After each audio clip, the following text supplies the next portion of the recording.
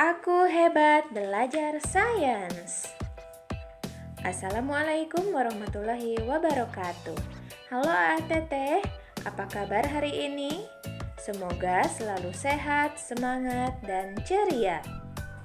Di video pembelajaran kali ini, Bu Rizka akan mengajak kalian untuk belajar tentang gangguan dan cara memelihara kesehatan organ pernapasan.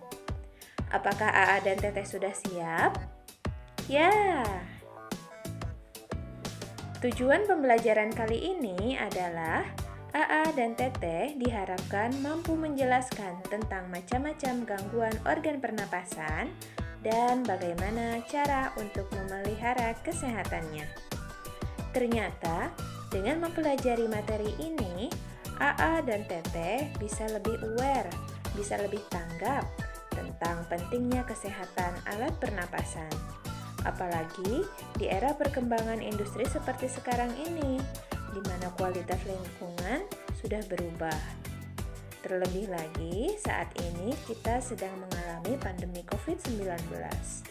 Kita harus pandai-pandai dalam menjaga kesehatan. Wah, jadi semakin semangat ya belajarnya. Oke, Teteh, tahukah kalian ternyata kualitas udara di sekitar kita mengalami penurunan kualitas. Polusi terjadi di mana-mana. Ini semua tentu memberikan dampak negatif bagi kesehatan manusia.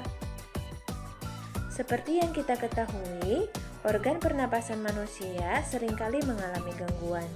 Ini membuat kita merasa tidak nyaman. Bisakah kalian menyebutkan gangguan atau penyakit pada organ pernapasan manusia? Ya, hebat! Beberapa dari kalian sudah tahu ya. Baiklah Teteh, untuk lebih jelasnya, yuk kita bahas satu persatu. Yang pertama adalah flu. Hampir setiap orang pernah mengalami flu. Flu ini disebabkan oleh virus influenza. Virus ini menular melalui udara. Makanya, kalau kita sedang sakit flu, kemudian bersin, sebaiknya menutup mulut dan hidung. Gejala-gejala yang timbul saat kita sakit flu adalah demam, sakit tenggorokan, sakit kepala, nyeri otot, batuk, dan hidung tersumbat. Benar-benar tidak nyaman ya kalau sedang flu. Selanjutnya adalah asma. Kalian tentu sering mendengar ya penyakit ini. Asma adalah gangguan pernapasan yang disebabkan oleh penyempitan saluran pernapasan. Gejala yang paling umum adalah dada terasa sesak. Ini juga disertai dengan batuk dan napas berat. Beberapa hal bisa menjadi pemicunya, seperti menghirup udara tercemar, berada di cuaca dingin, alergi terhadap sesuatu hal, ataupun ketika tubuh sedang kelelahan. Tahukah kalian apa alat ini? Ya, alat ini dinamakan inhaler. Alat ini membantu memasukkan obat bagi penderita asma. Caranya adalah dengan menghirupnya melalui mulut. Selanjutnya adalah tuberkulosis atau TB. Penyakit ini disebabkan oleh bakteri Mycobacterium tuberculosis. Ini menyerang organ paru-paru.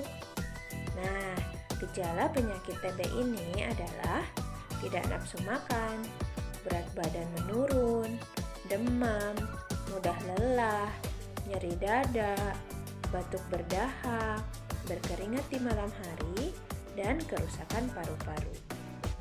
Selanjutnya adalah flu burung. Beberapa tahun lalu, flu burung menyerang beberapa masyarakat di Indonesia.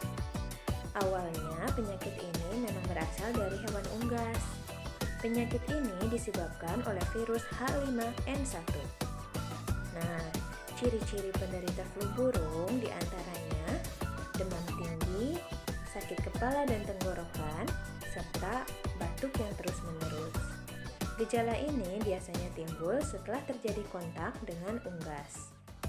Flu burung ini termasuk penyakit yang berbahaya loh, karena sifatnya mudah menular dan dapat mengakibatkan kematian pada penderitanya. Kemudian ada kanker paru-paru. Kanker paru-paru ini termasuk penyakit berbahaya. Ini disebabkan adanya gangguan pada fungsi paru-paru. Penyakit ini juga bisa menyebabkan kematian. Beberapa faktor pemicunya bisa dari kebiasaan buruk seperti merokok, maupun karena kualitas lingkungan udara yang buruk, seperti terjadinya pencemaran yang sangat parah. Coba Teteh perhatikan gambar paru-paru ini.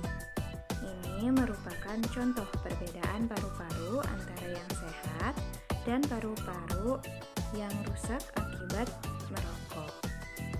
Terlihat kan bedanya bagaimana bagusnya paru-paru yang sehat dan bagaimana asap rokok bisa merusak paru-paru.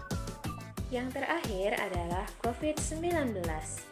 Seperti yang kita ketahui, COVID-19 disebabkan oleh virus corona. Di Indonesia, penyakit ini pertama kali ditemukan pada awal tahun 2020 dan berlangsung sampai sekarang. Karena sifatnya mudah menular, COVID-19 menjadi pandemi di seluruh dunia. Penyakit ini tergolong gangguan pernapasan karena menyerang organ pernapasan manusia. Beberapa gejala yang dialami oleh penderita COVID-19 adalah demam tinggi, batuk kering, nyeri tenggorokan, hilangnya indera perasa dan indera penciuman, bahkan sampai sulit bernafas. Nah, gejala tiap orang berbeda-beda. Ada yang ringan, sedang, ada pula yang gejalanya berat. AA dan Teteh, setelah kita mempelajari berbagai gangguan pada alat pernapasan, kita jadi menyadari betapa berharganya kesehatan tubuh kita. Berikut ini adalah beberapa cara untuk menjaga kesehatan alat pernapasan kita. Yang pertama adalah berolahraga. Berolahraga secara teratur dapat menjaga tubuh kita agar selalu fit dan bugar. Yang kedua adalah makan makanan yang bergizi. Tubuh kita perlu diberikan nutrisi yang seimbang. Teteh juga jangan lupa ya untuk minum air yang cukup. Yang ketiga adalah mencuci tangan memakai sabun dan air mengalir. Seperti yang kita ketahui, tangan adalah area yang paling banyak dihinggapi oleh virus. Oleh karena itu, bila selesai beraktivitas, sebaiknya kita langsung cuci tangan, tentu dengan sabun dan juga air yang mengalir. Selanjutnya adalah memakai masker. Virus dapat menyebar melalui udara. Karena itu, dengan memakai masker, kita dapat menjaga diri kita. Selain itu, masker juga bisa menjaga kita dari menghirup udara yang berpolusi. Yang kelima adalah, jika kita bersin, dianjurkan untuk menutup hidung dan mulut kita. Kita bisa menggunakan tisu ataupun dengan lengan siku kita. Itu semua agar virus yang dikeluarkan ketika bersin tidak menyebar di udara. Yang keenam adalah kita harus senantiasa menjaga kesehatan lingkungan, menjaga udara di sekitar kita agar jauh dari polusi, serta menghindari kebiasaan buruk yang bisa memicu dampak negatif dari kesehatan pernapasan kita. AA dan Teteh, di masa pandemi COVID-19 ini, kita tentu harus selalu melaksanakan 5M. Memakai masker, menjaga jarak, mencuci tangan dengan sabun dan air mengalir, menghindari kerumunan, dan mengurangi mobilitas. Untuk masyarakat yang memenuhi syarat usia dan kesehatan, dianjurkan untuk mengikuti kegiatan vaksinasi. Itu semua untuk menjaga diri kita dari COVID-19. Baiklah, sekian materi terkait gangguan pernapasan dan cara menjaga kesehatan organ pernapasan.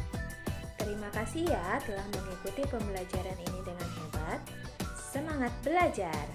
Tetap jaga kesehatan Teteh ya. Semoga apa yang kita pelajari ini bermanfaat. Wassalamualaikum warahmatullahi wabarakatuh.